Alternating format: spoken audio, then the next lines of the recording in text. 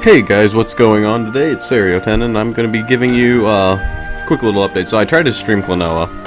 I couldn't get an emulator that would work, at least without more effort than I was willing to put in. But I am actually going to do a deck profile today on Shadowverse. So I don't like to stream Shadowverse a lot of the time because I keep trying decks that don't work in the meta. So because I get bored playing aggro, so it often ends with like 8-game losing streaks or something depressing like that. But I found a Skullfane deck, and this thing's actually pretty legit. I have about a little bit over a 50% win rate with it across like 10 games. I mean, you're playing like your standard. Well, you're not playing standard anything. This is a bunch of jank shit. You're playing basically all the countdown amulets that summon with stuff. You know, your basic removal. Playing this card called Dark Offering. If you've never seen it, you destroy an allied follower and you heal for its defense, and then you draw for its defense. So if you do that on like a cudgel that they weren't able to remove, or on an amulet that just popped, you can draw 4 cards, heal 4. Helps you keep tempo going. This Chorus of Prayers, it plays a countdown amulet equal to its countdown. So you grab a 4 first, and you're only playing Death Sentence as a 4, so it always plays removal first. And then it either pulls out one of your Banish or a bird, Devourer of Heaven or Beast Call, and then Sacred Plea. And then you're playing Skullfane. The original deck that I played that I found only played 1 Skullfane and like 2 Bahamut's. I only own 1 Skullfane. I mean, I own 0 Bahamut's. So I decided to go with the 2 Skullfane route and then taking a Seraph. Honestly, you have to play the Seraph to win the Haven matchup. Otherwise, this deck loses to Haven. With the Seraph, it wins the mirror match because Aegis. I mean, Seraph comes out faster than Aegis. I would actually play a second Seraph if I had one, and only 1 Skullfane if I were to like try to improve the win rates of this. But this card is an auto loss against Ector, so. But you know, like don't take my word for it. I'm gonna show you guys like probably 2 of these games. Let's see. So this is what I played against. So this is a Havencraft win. I'm pretty sure he was playing Aegis this game.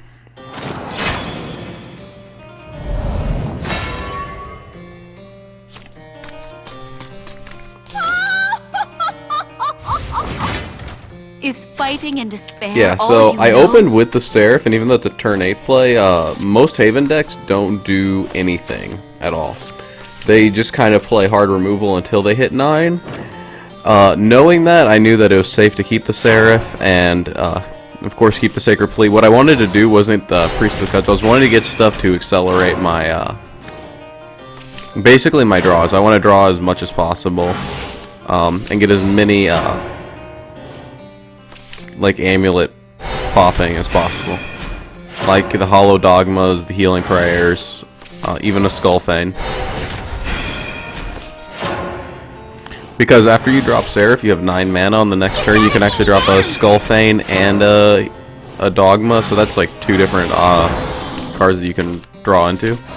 So I drew the Sacred Plea, that was good, and I had the Blackened Scripture.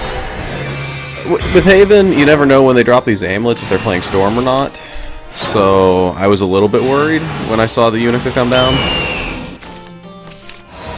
I mean, I know it's not the hexproof guy, but. So I'm starting to put some pressure on him, and from his end, he doesn't know if I'm playing Storm or not either. He just keeps seeing these bird songs, which is pretty good for me. So he plays the amulet removal.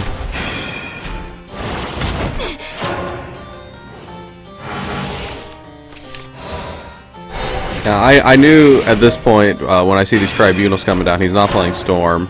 So I feel comfortable eating up to 8 damage right here. I don't really care. Because this Death Sentence is going to clear the board, and then I'm going to be able to keep thinning my deck with this to get like things like Skullfane and Hollow Dogma right there. so I can safely play my Seraph. Just to be safe, though, I do like playing a second death sentence right before playing the Seraph. That way they can't really flood a board. Your evil deeds end now. Then right here, I don't know what he was doing here. He just drops the priest. Okay. What in the...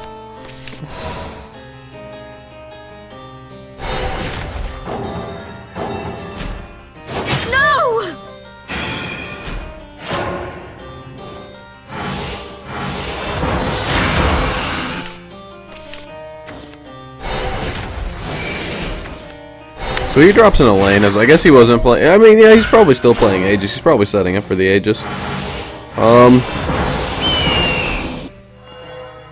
But I'm pretty sure he scoops right here because I play the Hollow Dogma.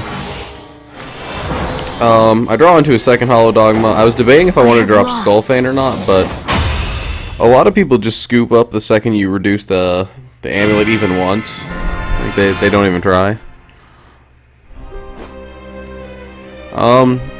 But yeah, that's how you're gonna win most of your Havencraft matchups, is with the Seraph. But let's see Swordcraft. How did I win that Forcecraft one? Oh no, so here's a Swordcraft matchup.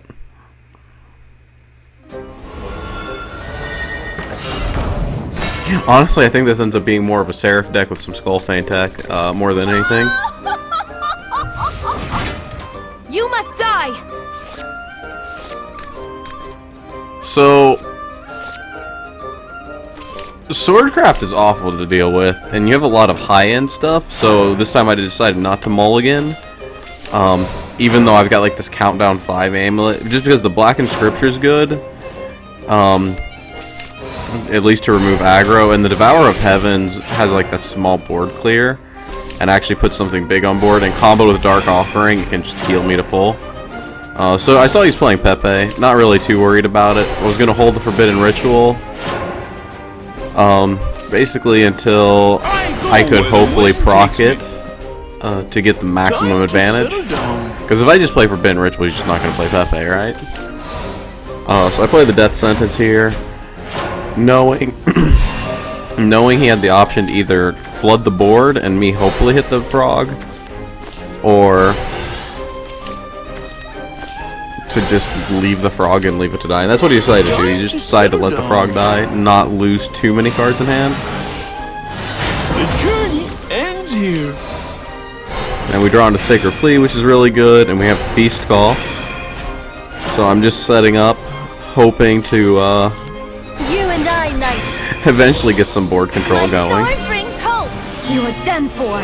He evolves the Luminous Mage, which puts it out the Black Inscripture range, which made me really sad. But we have to play the Scripture on the Luminous Knight. Luminous Knight? We had to play it on the 2-1 basically, just to not die. Watch this. It won't be long now. Drops the Fencer. And Frog's still within. Well, it fell out of Forbidden Ritual range, but the amulet procs, which is really nice.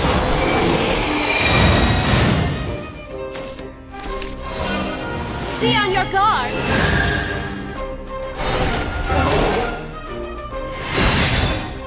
Take up my shield.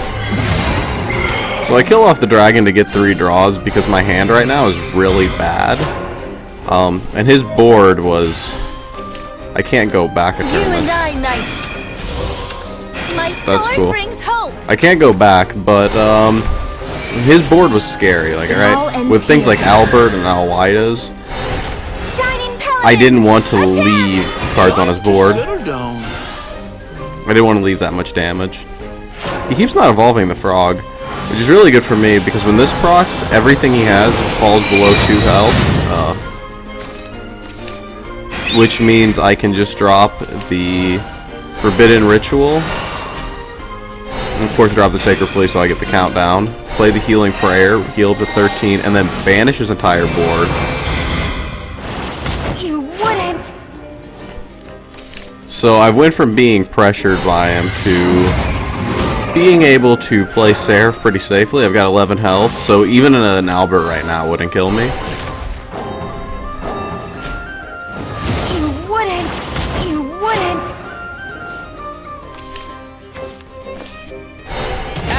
your service. Raise your blade. So he buffs that guy. You're done for. He just really wants to clear the tiger. He doesn't want to die to my aggro right now. Oh, I could have actually almost had game if he hadn't done that. Through like pure damage. Now here I was debating between either playing Skullfane. No, I did. Okay, so I did play Skullfane. Oh, because I had the evolve. Okay. I didn't remember if I played Themis or Skullfane.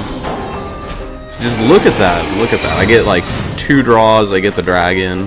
I get to pop the amulet, and I get the second Skullfane. The order will remain. I should have foreseen But at this point, he gives up because the Seraph was too strong. I mean, it put him on like a 1-turn clock, and then I had basically a game on board. So even if he had like an Odin or something in hand, he would have lost to the other stuff. See, I actually won against a Forest Craft deck too. We'll look at that one real quick too before wrapping up this video.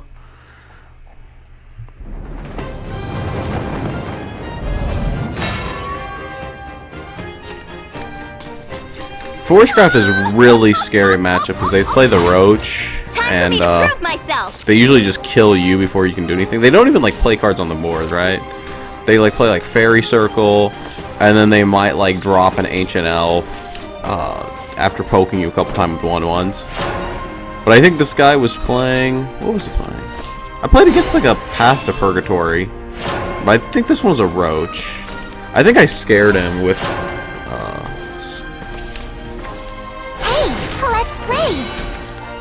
I think he was just bad.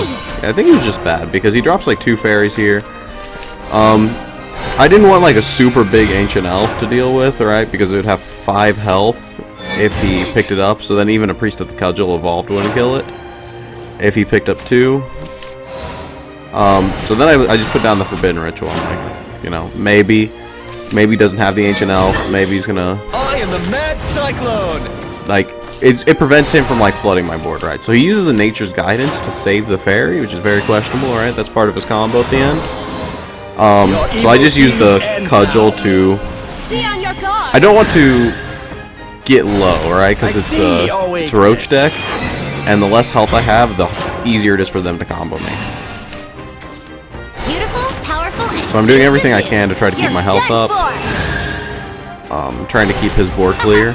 I'll blow you away. What in the?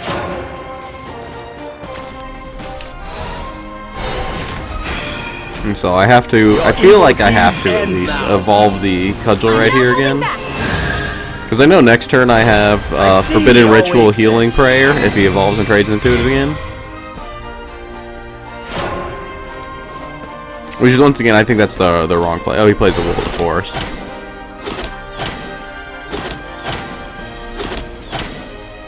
Which is a pretty good clear on his part. Hey, let's play. And I draw the Chorus of Prayer, which is really good, like I said, because it always gets the Death Sentence, which will always kill 2 things on this board. So they either have to go wide, or they have to just accept that they're going to lose like a card or 2. It usually stalls a turn. Very few people go super wide. I play the Banish Amulet because he's playing a bunch of low drops, right? He plays like the Roach and the other stuff. So it's preventing him from going super wide. Which gives me basically a free turn to play the Seraph.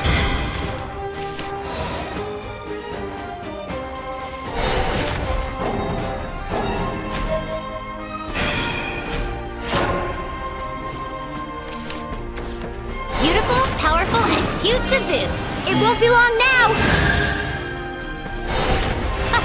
I'll blow you away. I think it's next turn. He plays so many free cards next turn.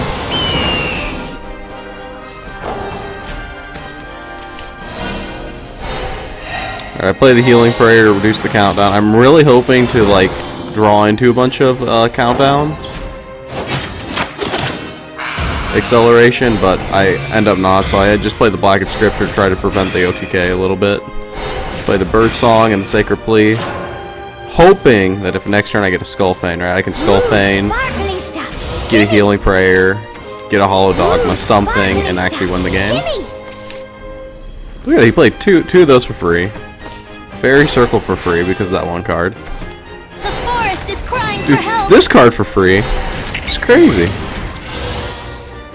5 damage right here. I'm the force Ancient Elf. protector. Hey, let's Plays a play. fairy. Plays another Let's fairy. play. Goes for the roach. Look at that, 9 damage. I'm down to 6 health. Just think about this. He would have had game had he not used the Nature's Guidance in the first turn. But I draw the healing. I draw the Themis off of that, and that basically seals the game for me. He didn't have another roach, Lost. so he wasn't able to combo me past that. And or even if I did, I think the healing might have put me out of range. I think his hand was... No, he had fairies in hand. No, he had the Fortune Hunters. Yeah, I don't think without like an Ancient Elf or Nature's Guidance, he wasn't able to get the damage out. But that's it for this video. I want to do more videos, hopefully, of Shadowverse and like Vice in the future, and maybe more streams too. Should probably look a little bit harder in the PSX thing. But until next time, this is Serio Tenon signing out.